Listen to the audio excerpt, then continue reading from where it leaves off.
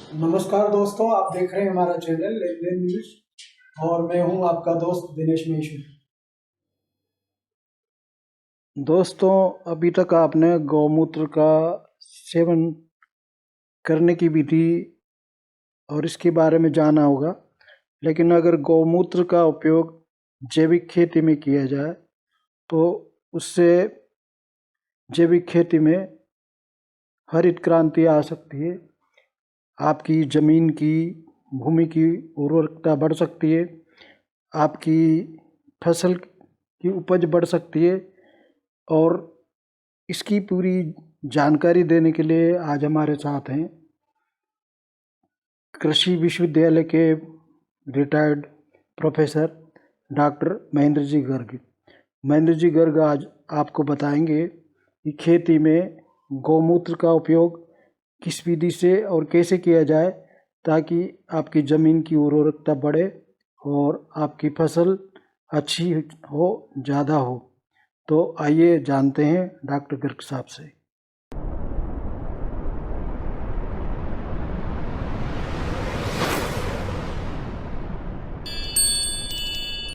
गर्ग साहब नमस्कार। नमस्कार, नमस्ते। हमारे पुराने ऋषि मुनियों के बारे में हम जानते हैं। जब हर गांव में एक गो आश्रम हुआ करता था और उस गो आश्रम में गौशालाएं हुआ करती थी। उन गायों के गौमूत्र से ही कीट नियंत्रक बनाकर फसलों पर छिड़काव करते थे। उस गौमूत्र से ही जैविक तरल खाद बनाकर उसका स्प्रे किया करते थे। तो न तो पहले डीएपी डालते थे, न यूरिया डालते थे, किसी प्रकार के कीटनाशक की जरूरत नहीं थी, थे भी नहीं उस जमाने और किसी प्रकार रासायनिक खाद की आवश्यकता नहीं थी। केवल गोबर और गौमूत्र से ही खेती हुआ करती थी। तो वर्तमान में भी अगर हमारे किसान भाई जागरूक हों तो गौमूत्र से, गोबर से 4 प्रकार के पदार्थ बनाए जाते हैं। पहला होता है, जैसे अपन गौमूत्र से अपन ये कीट नियंत्रक बनता है, बीजामृत बनता है, जीवाणु कल्चर बनता है और पंचगव्य तरल जैविक खाद बनता है, जिसे ग्रोथ प्रमोटर बोलते हैं। अगर एक किसान अपने घर पे बनाने लगे तो उनके द्वारा कीटनाशकों पे जो खर्चा किया जा रहा है वो बढ़ेगा, कम होगा, और कीट नियंत्रक पे खर्चा कम होगा और पैदावार बढ़ेगी। तो कीट नियंत्रक बनाने का बहुत आसान तरीका है, हर किसान को बनाना चाहिए। 4 लीटर गौमूत्र ले लें, उसमें 2.5 किलो नीम की पत्ती या नीमोली का पाउडर वो डाल दें, उसको 10 लीटर पानी में घोल दें, 3 दिन तक उसको रखें और 3 दिन बाद उसको गर्म करके आधा कर लें उबालते हुए।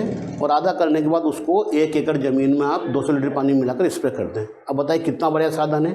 जब फसल में कीट नियंत्रक डालना हो या कीटनाशक डालना हो, उसके 5 दिन पहले आप ये बना लें और इसको बनाकर अपनी फसलों में डाल सकते हैं। इसी प्रकार से बीज उपचार से कुछ बीमारियां बीज जनित होती है और उन बीज में जो रोगाणु होते हैं उनको नाश करने के लिए बीजोपचार करते हैं। तो बीज उपचार के लिए भी बीजामृत तैयार किया जाता है।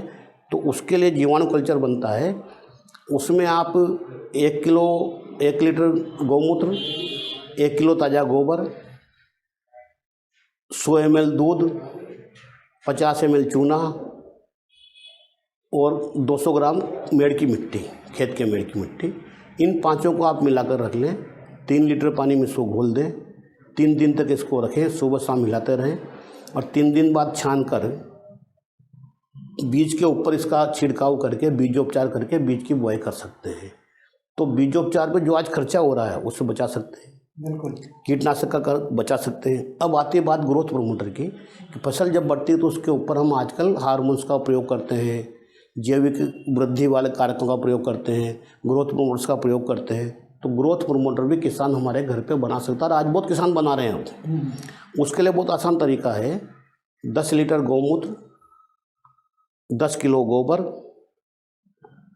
उसमें 500 ग्राम गुड़ और 500 ग्राम दाल का आटा, कोई सी दाल हो, चने की, उड़द की, मूंग की, उसका आटा, इन चारों को एक ड्रम में रख दें। सुबह शाम इनको हिलाते रहें और 7 दिन बाद इनको छान कर 200 लीटर पानी में मिलाकर इसका स्प्रे कर दें। तो 1 एकड़ ज़मीन के लिए आपका ग्रोथ प्रमोटर तैयार है, आपका खर्चा बचेगा सारा। तो हिंदुस्तान में अगर हमें क्रांति लानी है, हमारे किसानों को खर्चे से बचाना है और इनकम बढ़ानी है और जैविक खेती की तरफ जाना है, तो ये ग्रोथ प्रमोटर है, कीट नियंत्रक है, बीजामृत है, इनका उपयोग कर सकते हैं। इसी प्रकार से एक बहुत अच्छा पंचगव्य तरल जैविक खाद भी बनाया गया है और उस पंचगव्य तरल जैविक खाद को स्टडी रिपोर्ट, टेस्टिंग रिपोर्ट भी आई है और बहुत सारा काम करता है। उसकी विधि अलग है। उसमें क्या करते हैं, 10 लीटर गौमूत्र, 7 किलो गोबर, 3 किलो दूध, 2 किलो दही, 1 किलो घी, 3 लीटर नारियल का पानी, 3 किलो गुड़ और 12 पके हुए केले और 10 लीटर पानी। इनका एक तरीका विधि इसके बनाने का, शुरू में पहले दिन गोबर और घी दोनों को मिलाकर एक मटके में रख देते हैं और 3 दिन तक उसको रखते हैं। 3 दिन के बाद में इसमें 10 लीटर गौमूत्र और 10 लीटर पानी मिला देते हैं और 15 दिन तक रखते हैं। सुबह शाम उसको हिलाते रहते हैं। 15 दिन के बाद में जो बचा हुआ है दही, दूध, केले, गुड़ और ये पानी सारा मिलाकर उसको फिर 30 दिन रखते हैं। यानी 45 दिन में ये मिश्रण तैयार हो जाता है और इसको छान कर 3% की मात्रा में मिलाकर किसी भी फसल में आप स्प्रे कर दें, उस फसल का दाना बड़ा होगा, फसल में चमक आएगी, फसल की बढ़वार होगी, यानी कि अच्छे ग्रोथ प्रमोटर का काम करेगा। तो ये हमारे किसानों खुद को तैयार करें तो हम जैविक खेती में क्रांति ला सकते हैं। गोबर का उपयोग अलग है, तो गौमूत्र का हो गया, गोबर से भी हम क्रांति आ रही है। तो गोबर गौमूत्र का उपयोग करके हम जैविक खेती की तरफ जा सकते हैं। गौमूत्र का सेवन करके हम स्वस्थ रह सकते हैं, निरोग रह सकते हैं। तो गाय को इसीलिए हमारे शास्त्रों में माता का दर्जा दिया गया है कि वो माँ जो सभी प्रकार की अपने बच्चों को संरक्षित करने का तरीका निकालती है और संसाधन देती है। गाय केवल ऐसा प्राणी है 84 लाख योनियों में। गोबर के बारे में कहा जाता है ना कि आज की महिलाएं हमारे गोबर में हाथ लगाने से डरती है, कहती है गोबर से बदबू आती है, जबकि गोबर में बदबू नहीं आती, गंध आती है, अच्छी गंध आती है, बहुत अच्छी लगती है। तो गोबर के बारे में हमारे शास्त्रों में आया है कि 84 लाख योनियों के प्राणियों में केवल मात्र गाय ऐसा प्राणी है जिसका मल नहीं है, अपितु मल शोधक है। हम राख को विष्ठा पे डालते थे, कीटाणुनाशक है, घर की लिपाई पुताई करते थे, और जीवाणुवृद्धक है जो भूमि की उर्वरा शक्ति बढ़ाए रखने की क्षमता रखता है। ऐसा गोबर के बारे में कहा जाता है। और आपको एक जानकर आश्चर्य होगा कि पहले के लोग कितने जागरूक थे, कितने जानते थे और कितना साइंटिफिक काम है कि हमारे 15 दिन में हर घर को लीपा जाता था गोबर से। गोबर का दीवारें लेप किया जाता था, उससे मकान ठंडे रहते थे, सफाई रहती थी, कीटाणुनाशक का काम करता था। इससे आगे जाते हैं हम तो आप आश्चर्य करेंगे, आज भी जब किसी का देवलोक गमन होता है तो उसकी अर्थी के आगे हम 3-4 कंडों का लेकर धुआं करके निकलते हैं। अब इसको कोई नहीं जानता क्यों निकलते हैं। इसके पीछे बहुत बड़ा रहस्य है। हमारे वैज्ञानिक ऋषि मुनियों ने यह पाया कि जब मृत शरीर से विषाणु निकलते हैं, वो विषाणु हमारे सामान्य जनमानस को बीमारी फैला सकते हैं। तो गाय के कंडे के धुएं में इतनी क्षमता होती है कि उस जन समूह को, सारों को विषाणु से मुक्त करने की क्षमता होती, इसलिए उस कंडे का धुआं किया जाता है। इसके आगे भी जब अर्थी का लास्ट स्टेज आती है, जब हाथ लगाकर हम उसको लेटाते हैं तो हाथ टच हो जाते हैं, इसलिए वहाँ उस ज़मीन को गोबर से लीपने का प्रावधान है। बिल्कुल सही। गोबर से लीपते हैं ताकि उस मृत आत्मा शरीर के जो विषाणु हैं उनका असर हमारे आदमियों के ऊपर नहीं आवे। तो इतना मात्र गोबर का, अब हमारी महिलाएं कहती है गोबर में गंध आती है। हम तो ये कहते हैं जिस घर में गोबर और गौमूत्र है, जिस घर में गोबर गौमूत्र गिरता है, उस घर में स्वर्ग होता है।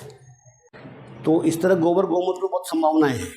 और सौभाग्य की बात है कि अपना ही देश है क्या सदस्य भारत देश, जहाँ पर गायें बहुतायत में उपलब्ध है, देसी गोवंश बहुतायत में उपलब्ध है। जिनके गोबर गौमूत्र का उपयोग कर लेते हैं, इसका तरीका ढूंढ लेते हैं, तो गाय हमारे लिए उपयोगी हो जाएगी। आप एक बात और देखें, गाय दूध तो अपने जीवन के एकमात्र 1/3 समय तक देती है, यानी 15 वर्ष उसकी लाइफ है तो 5-7 साल दूध देगी। लेकिन गोबर गौमूत्र जीवन पर्यंत देती है, गोबर गौमूत्र जीवन पर्यंत देती है। तो हमें गायों का पालन पोषण गोबर और इसके लिए भी कर सकते हैं। धन्यवाद किसान भाइयों। डॉक्टर साहब आपका भी बहुत बहुत धन्यवाद। जो जानकारी आपने दी दर्शकों को पसंद आएगी। दोस्तों ये वीडियो अच्छा लगा हो तो आप लाइक कीजिए, शेयर कीजिए, साथ ही हमारे चैनल को सब्सक्राइब कीजिए।